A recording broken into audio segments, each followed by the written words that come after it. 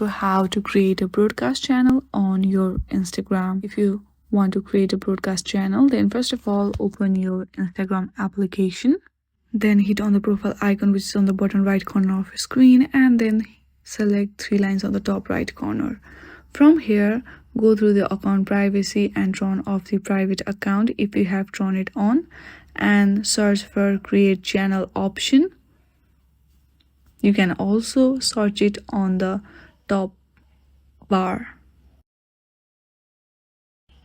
If you don't have create channel option in your setting and activity, then you need to see that if any objects are available in your Instagram. Go to the App Store and search for the Instagram and see if any objects is available.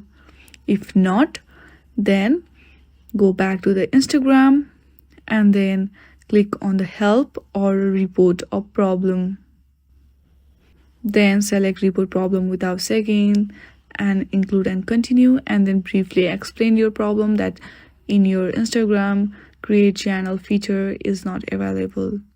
They will solve your issue and you will be able to create a broadcast channel.